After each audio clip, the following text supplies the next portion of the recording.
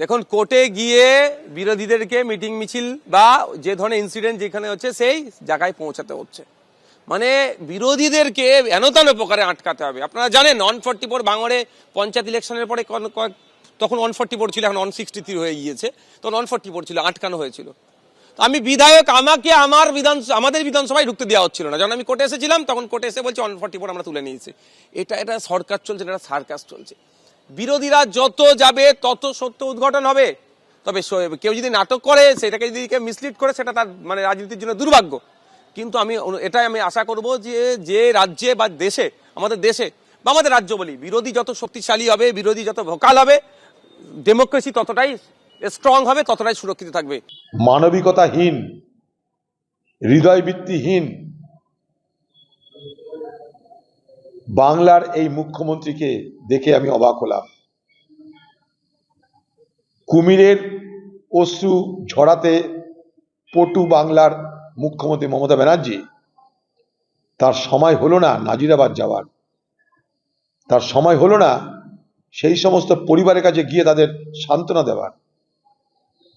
তার এখন সময় হয়েছে দিল্লিতে গিয়ে মুচ্ছুদ্দি করার। এসআইআর প্রায় শেষ হয়ে গেল, এখন বলছে এসআইআর এর বিরোধিতা করে বিধানসভা নাকি প্রস্তাব আনবে, আইন আনবে। আর কত নাটক দেখাবেন দিদি ভাই? বাংলার মানুষকে আর বুড়বাক ভাবার কোনো কারণ নাই। আপনি নির্বাচন কমিশনের কাছে গিয়ে এখন কি করবেন? দিল্লিতে একটা সার্কাস করবার জন্য যাচ্ছেন।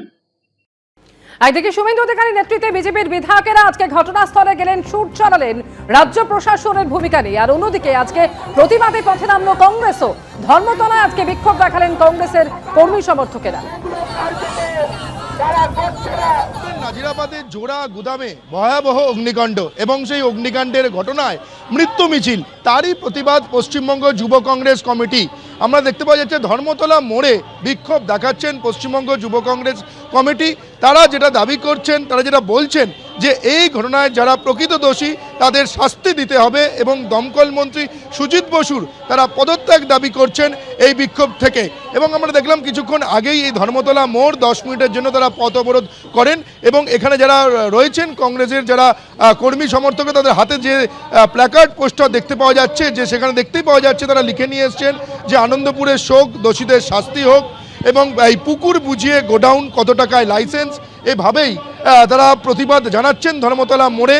তারা যারা স্লোগান শাউটিং করছেন, তারা বলছেন যে এই দোষীদের প্রকৃত শাস্তি দিতে হবে এবং যে 10 লক্ষ টাকা ঘোষণা করা হয়েছে, 10 লক্ষ টাকায় কিছু হবে না। একটা মানুষের জীবনের দাম কখনোই 10 লক্ষ টাকা হতে পারে না। ফলে এই যে অগ্নিকাণ্ডের ঘটনায় যারা প্রকৃত দোষী তাদের শাস্তি দিতে হবে, এমনটাই এখানে প্রতিবাদ জানাচ্ছেন এবং বিক্ষোভ দেখাচ্ছেন পশ্চিমবঙ্গ প্রদেশ কংগ্রেস কমিটি। ক্যামেরায় রোজারিওর সঙ্গে সৌমিত্র রায়, রিপোর্ট এবিপি আনন্দ, কলকাতা।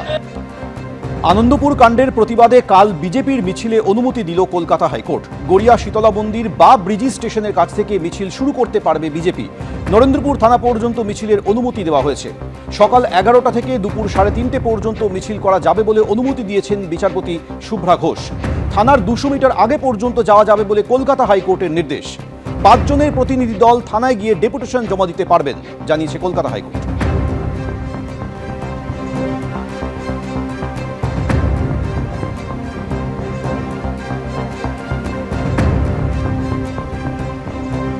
এবিপি আনন্দ, এগিয়ে থাকে, এগিয়ে রাখে।